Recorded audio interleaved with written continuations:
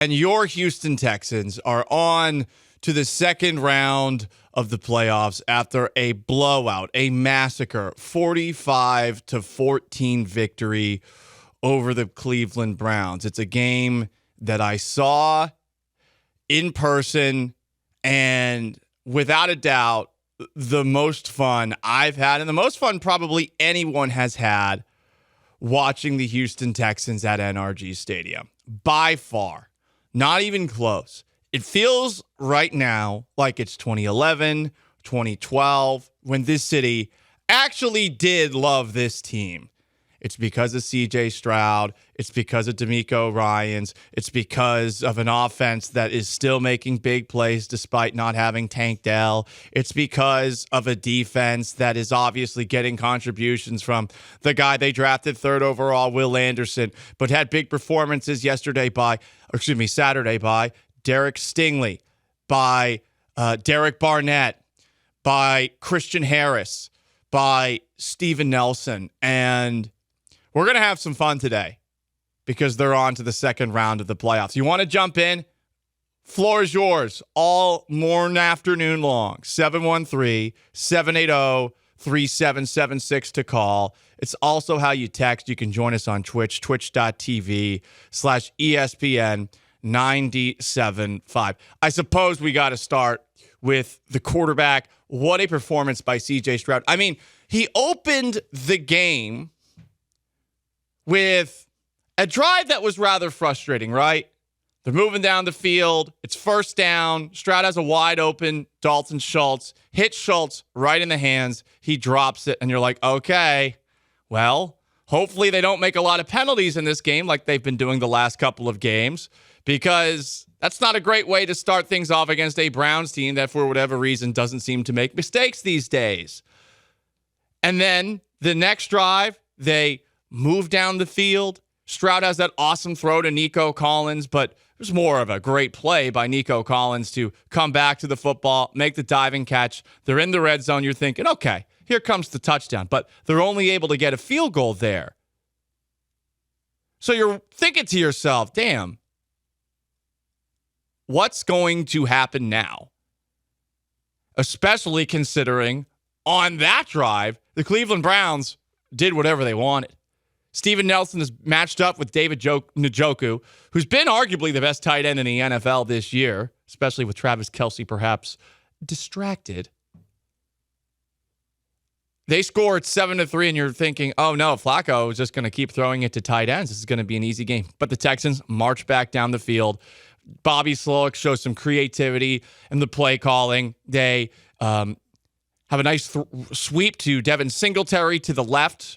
To the right of the field. The next play, John Mechie makes a beautiful catch down the right sideline. Probably John Mechie's best game as a Houston Texan. And then, thanks to that toss sweep to Singletary, they fake another toss sweep to the right to Singletary. They throw it back to Nico Collins, who catches the pass, takes it into the house. And after that, the Browns answered again. It's another rando tight end. This time, some white guy I'd never heard of who has a nice catch and run. You guys all know my history with Bill O'Brien when it comes to white tight ends at NRG Stadium. I'm sorry, it's too far away. I have no idea who that guy was. But the Browns answered, and from that point on, the Texans just turned on the gas. And, Sean, I don't know if you can play this audio, but I feel more and more like C.J. Stroud is my, not just friend, but my brother. Stroud number 19. Did you know what C.J. Stroud watched before Saturday night's game? Here's what he watched. Just real quick, what movie did you watch this morning? What did I watch? I don't remember. I know I watched Fast Five last night. Yeah, I just put it in like background. Well, hang on, you never do it in the background. But Fast Five, that's the best Fast and Furious movie. But they hit the nitros right there. They took off. C.J. Stroud to Brevin Jordan, 76 yards. I have no idea how Jordan got that loose. And at one point, it looked like a bunch of Browns defenders were running off the sideline to try and make the tackle. It was because they all over pursued and they ran out of bounds. So Jordan scores on a 76-yard touchdown. Next drive, Stroud, bootleg to his right, throws it back all the way across the field to Dalton Schultz for another touchdown. 37 yards. Going into halftime, it's 24-14, and all you're thinking is, okay, the defense has just got to do something. And this game might be out of hand. And that's what happened in the second half. Derek Barnett has a beautiful sack, almost, of Joe Flacco. And Flacco, for whatever reason, decides to just throw the ball straight up in the air. It was essentially a punt to Steven Nelson, who had a convoy of blockers in front of him down the right sideline. 82 yards, touchdown. NRG Stadium lost its effing mind in that moment. And I don't know if they were a little more amped up from what happened at halftime. You had Slim Doug, you had Paul Wall, you had Still Tippin. I mean, everyone was pretty rowdy from the second half on. Then you get the Christian Harris pick six. And I think my favorite moment of this game was before the Texans kicked the ball off to the Cleveland Browns, up 38-14 at this moment. Somebody at NRG Stadium decided to play Don't Stop Believing by Journey. And everybody that was in attendance took out their cell phones, turned on the flashlight, and was waving it back and forth. I've never wanted a commercial break to continue more than I did, because they got about 2/3 through Don't Stop Believing by Journey. And I had goosebumps. I was pissed that the press box that we're trapped in, we the members of the liberal media, I was pissed that they wouldn't open up the plexiglass so we could hear it, so we could be a part of it. We could hear it through said plexiglass, but I wanted to be a part of it. I don't know if you guys saw my live stream after the game on my own YouTube channel, but I said, I was jealous of all the fans there. I wanted to go get crunk. I wanted to do Hood Rat Bleep with my friends, because you're my friends. We are all friends. We are all Texans. Hashtag we are Texans. Sean Mapes, for you, Saturday night. What was your experience like? I watched the game over at Jake's Sports Bar around the corner here on Chimney Rock with Brian McDonald and Joe George, because Joe and I were doing the post-game show with Michael Connor that you heard on ESPN 97.5, 925. And yeah, it was a crazy, you could tell even just through like the sports bar audio of a broadcast. Sometimes it's hard to tell the environment of a game. It was not hard to tell the environment of NRG Stadium, especially once they started pulling away in the third quarter. It was the first half was like a Big 12 football game where it was just points, back and forth. Whenever there's a field goal, you're like, that was a stop. And then from that point on, it was all systems go, I guess. Especially the Christian Harris pick six is where the roof blew off the play. It was 4th and 2. The Browns were desperate at this moment in time. And yeah, that was the moment in the game where it was done. It was completely over from there out. And yeah, roof blew off. And the best part about it, in the fourth quarter, like, I didn't have to pay attention. You know, I could go have some treats and snacks in the press box. Yeah, I once Davis Mills was out there, that was Joe and I's cue to be like, okay, I think now we can leave. Because we're talking about, like, when should we leave so we don't miss, like, that as little action as possible, even though it's, like, 2 minutes away. But, and then we saw Davis Mills. We're like, I think we're safe. I think at this point we can leave. Okay. So there you go, guys. Texans win 45-14. You want to jump in, 713-780-3776 is how you call in.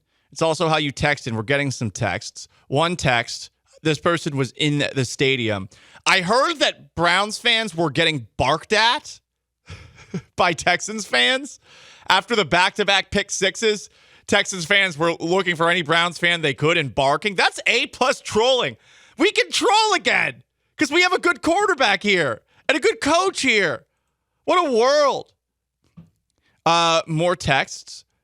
Thought it was going to be a real close game at first from the 832. I did as well. And another text. I just wanted to give Brevin Jordan a shout out for that touchdown. That was all him. I was impressed by the speed. I was too. I didn't know he had a horse like that. I don't know what the Browns defenders were doing. Really, that was, of all the plays that the Browns screwed up on, including the 2 Joe Flacco pick sixes, that's the play where I truly do not know what the hell they were doing. Like 3 Brown defenders just ran out of bounds. Whoops. Brevin Jordan just ran straight down the middle, essentially the hash marks because of how wide open he was because those Browns defenders ran out of bounds.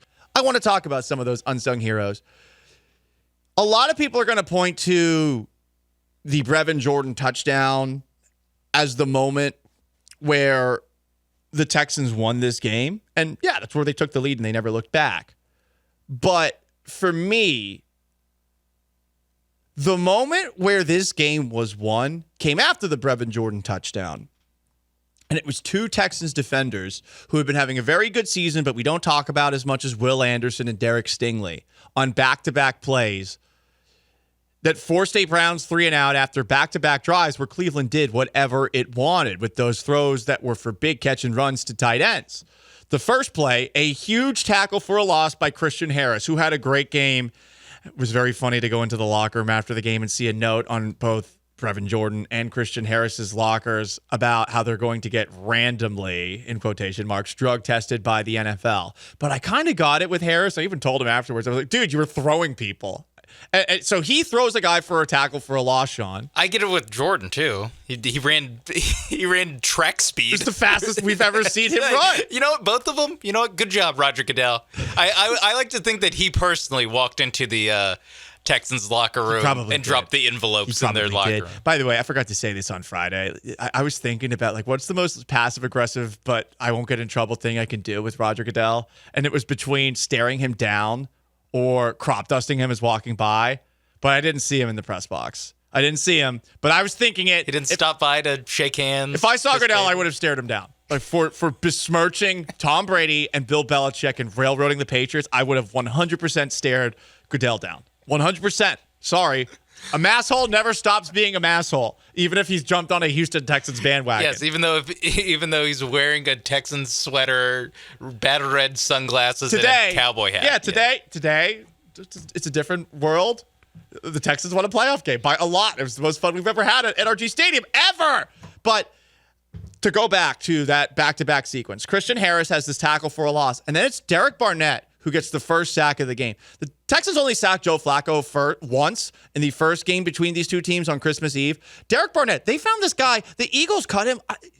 Don't you wonder why the Eagles cut him? He's been really good, and the Eagles defense has been very disappointing despite all the talent that they have. I suppose maybe it was a matter of they have too many good players on defense to get everybody on the field, but with the way that they're playing, Sean's making a face right now. Yeah, I mean, you can't really make that argument. So Barnett comes in, and he does that. Barnett's the guy who hits Joe Flacco as he throws that pick six to Steven Nelson. Derek Barnett's been awesome. So I asked after the game both Will Anderson and Christian Harris about Barnett and what he's brought to the table since joining the team.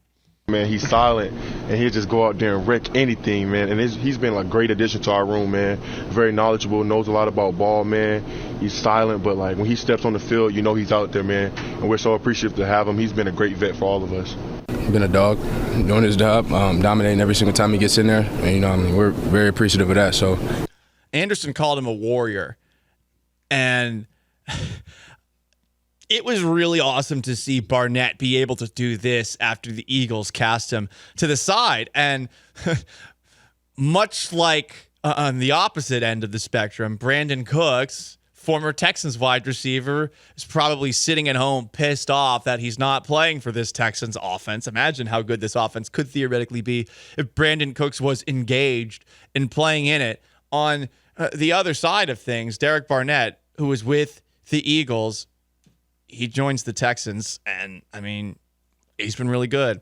Warrior, stone cold killer, per Will Anderson. Other unsung heroes, we mentioned Laramie Tunsil earlier in the show. Myles Garrett didn't do a damn thing against him. And while Tunsil may have been guilty of a couple of false starts that actually weren't called, hey, totally understandable when you're going up against Myles Garrett.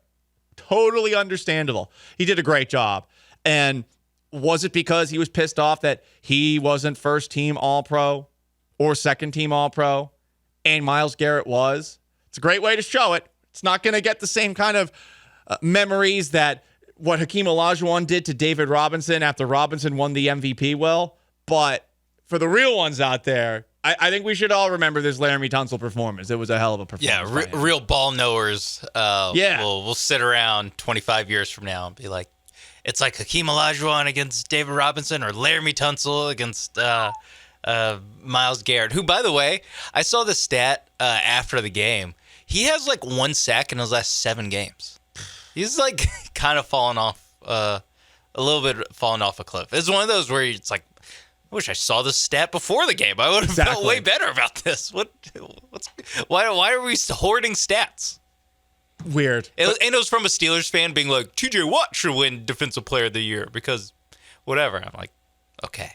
TJ Watt also missed games, so he also had a couple 0-sack games. It's an interesting place to be, and we'll talk about the NFL awards a little bit later. Do you want to fight the battle that you have no actual say in? Or do you just sit back, let it happen, and try to not care about the awards? It's a difficult place to be if you're somebody who talks about sports for a living. More unsung heroes. Bobby Slowick. I thought there were 2 moments in this game that Bobby Slowick did a great job of setting up future plays. And I really think that, especially in the first half, I mean, C.J. Stroud set the rookie record for passing yards and touchdown passes in a playoff game in the first half with 236 and 3, and the Texans averaged 10.6 yards per play in the first half. The Texans offense didn't need to do anything in the second half because of all those pick sixes. They were off the field for like 10 minutes at one point.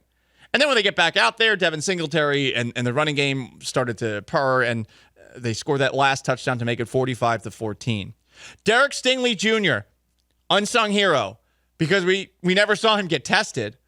But when he was covering Amari Cooper, which he was doing 80% of the game, they actually, for a change, decided, hey, we're going to have Derek Stingley follow Amari Cooper across the field. We were all calling for that. We were wondering why they don't do that.